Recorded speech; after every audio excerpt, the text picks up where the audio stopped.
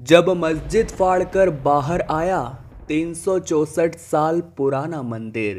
इस घटना के पीछे का रहस्य जानकर आपके पैरों तले भी जमीन खिसक जाएगी।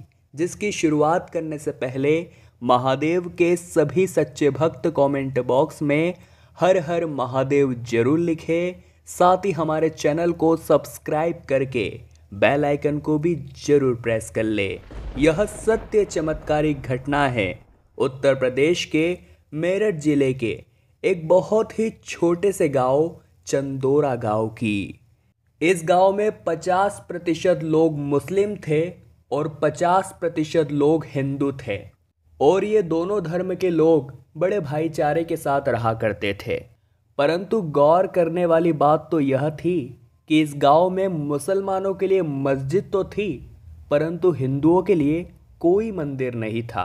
उन्हें पूजा करने के लिए 5 किलोमीटर दूर दूसरे गांव जाना पड़ता था। इसके पीछे क्या कारण था ये गांव के कुछ ही लोग जानते थे। परंतु एक दिन सुरेश नाम के 18 वर्षीय लड़के ने अपने दादाजी से यह सवाल कर दिया कि हमारे गांव में मस्जिद है परंतु मंदिर क्यों नहीं है। सुरेश के दादाजी उसे धर्म से जोड़ना चाहते थे और धर्म की रक्षा करने के लिए प्रेरणा देना चाहते थे।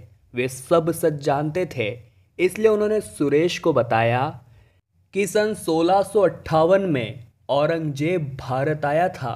वो हिंदू संस्कृति का सबसे बड़ा दुश्मन था। उसने भारत के कई प्रसिद्ध मंदिर तुड़वा दिए।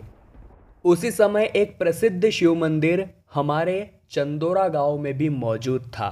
उसे पातालेश्वर महादेव मंदिर के नाम से जाना जाता था और दूर दूर से लोग यहाँ दर्शन करने आते थे क्योंकि उनकी मनोकामना बाबा कुछ ही दिनों में पूर्ण कर देते थे।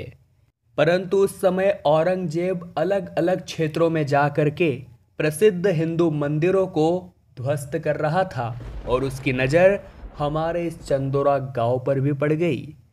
उसने हमारे शिव मंदिर के आसपास का इलाका ध्वस्त करके उसी मंदिर के ऊपर मस्जिद का निर्माण करा दिया जो आज भी हमारे गांव में मौजूद है। और ये सच जानकर सुरेश के होश उड़ गए क्योंकि उसे समझ आ चुका था कि वो अपने ही हक से वंचित था। दरअसल जो मस्जिद गांव में थी उसके अंदर एक हिंदू मंदिर था। परंतु इस बात को साबित करना इतना आसान नहीं था क्योंकि हिंदुओं का मस्जिद में प्रवेश करना वर्जित था।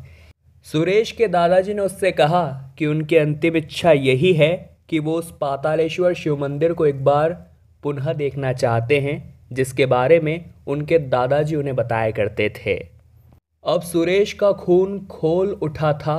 वो किसी भी तरह से अपना हक पुनः प्राप्त करना चाहता था, अपने दादाजी की आखिरी इच्छा पूरी करना चाहता था। उसने उत्तर प्रदेश के मुख्यमंत्री को एक चिट्ठी भी लिखी परंतु कुछ दिनों तक इंतजार करने के बाद भी उसका कोई जवाब नहीं आया। तो उसने खुद के दम पर अपना हक लेने की योजना बनाई। उसने गांव के कुछ हिंदू लड़कों को एकत्रित किया और गांव में एक सभा बुलाई गई जिसमें सुरेश ने दावा किया कि आपकी मस्जिद के अंदर हमारा हिंदू मंदिर है, आप हमें हमारा हक दे दीजिए, हमारी आपसे कोई दुश्मनी नहीं है। परंतु दूसरे पक्ष ने इस बात को मानने से इनकार कर दिया जिसके बाद गांव का आपसी भाईचारा दुश्मनी में बदल गया। हिंदू और मुस्लिम आपस में बैर करने लगे। जब काफ़ी प्रयासों के बाद भी सुरेश को न्याय नहीं मिला तो वो अपने कुछ दोस्तों के साथ मिलकर मस्जिद को तोड़ने निकला परंतु उसके दादाजी ने उसे रोक लिया। उनका कहना था कि अगर तुम भी हथियार उठा लोगे तो तुम में और उन आतंकवादियों में फर्क ही क्या रह जाएगा। अपना हक भक्ति और प्रेम से लेना सीखो। जिसके बाद उन्होंने सुरेश को यह सलाह दी कि तुम महादेव की भक्ति में लीन हो जाओ, एक न एक दिन वो तुम्हारी पुकार जरूर सुनेंगे।